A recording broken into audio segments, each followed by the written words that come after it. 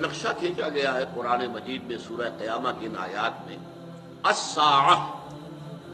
جب وہ گھڑی آئے گی، والساعۃ ادھیٰ وامر، بہت کڑوی گھڑی ہوگی، بہت سخت مرحلہ ہوگا، ہلچل ہوگی۔ اور ڈاکٹر بشیر الدین محمود کا خیال یہ ہے کہ یہ نظام شمسی میں ہوگا یہ سارا کا سارا اختلال۔ اس کائنات کے اندر بہت سی گیلیکسیز ہیں، تو ایسا محسوس ہوتا ہے کہ بعض گیلیکسیز کی قیامت واقع ہو چکی، وہ بلیک ہولز کے اندر دفن ہو چکی، اور ہماری جو گیلیکسی ہے جس میں یہ زمین ہے ہماری، جب یہ قیامت آئے گی تو اس کا سارا جو اختلال جو ہوگا وہ در حقیقت اس نظام شمسی کے اندر ہوگا۔ اب نظام شمسی میں آپ کو معلوم ہے کہ سورج مرکز ہے، اس کے گرد جو ہے سیارے چکر لگا رہے ہیں، چاند ہے مختلف سیاروں کے گرد چکر لگا رہے ہیں۔ یہ نظام جو ہے ایک میوچول بیلنس،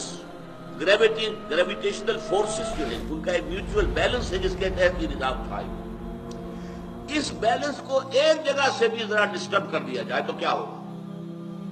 ظاہر بات ہے اس کرے سے اس کرے کا فاصلہ اور اس کرے سے اس کرے کا فاصلہ، یہ فورسز گریویٹیشنل جو بیلنس کیے گئے،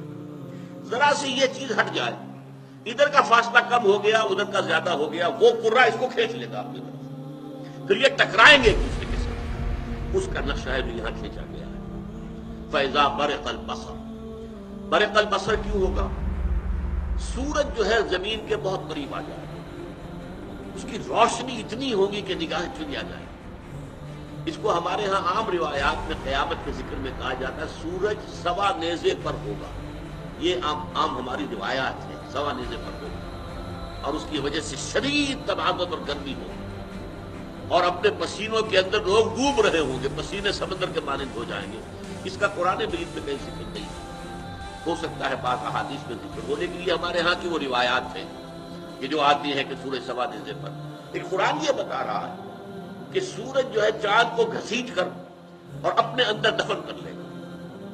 فَإِذَا بَرِقَ الْبَصَرُ وَخَسَفَ الْقَمَرُ، اور خسف کے دونوں معنی ہیں، یعنی چاند کا گہنا جانا اور چاند کا دھس جانا، زمین دھس جاتی ہے خسف کہتے ہیں اسے۔ خسف القمر وجمع الشمس والقمر، اب یہ سورج اپنی جگہ پر ہے، چاند اپنی جگہ پر ہے، چاند تو در حقیقت زمین کے گرد چکر لگا رہا ہے، زمین سورج کے گرد چکر لگا رہے ہیں، لیکن ایسا اختلال کوئی ہوگا اس نظام شمسی کے اندر کہ چاند جو ہے وہ سورج کے اندر دھس جائے گا۔ اب یہ جب کوئی ہوگا تو یہ انسان جو ہے اس دن کہے گا این المفر، یعنی آج منطق جو ہے لڑا رہا ہے، بڑے بہانے بنا رہا ہے، کیسے ہوگا جب ہم ہڈیاں ہو جائیں گے، اذا کنا عظاما ورفاتا انا لمبعوثون خلقا جدیدا، کیسے ہو سکتا ہے، ہیہات لما توعدون، انہونی بات ہے، انہونی بات ہے، نہیں ہو سکتا، ناممکن ہے، یہ کیا کہہ رہے ہیں، یہ انہونی بات ہے۔ لیکن یہی انسان اس روز جو ساری اس کی جو اکڑ خونی ہے، وہ جو سارا جو اس وقت تکبر کے ساتھ اور تمرد کے ساتھ جو ذکر کر رہا ہے، اس وقت جو ہے ڈر کر کہے گا ہے کوئی بھاگنے کی جگہ، این المفر،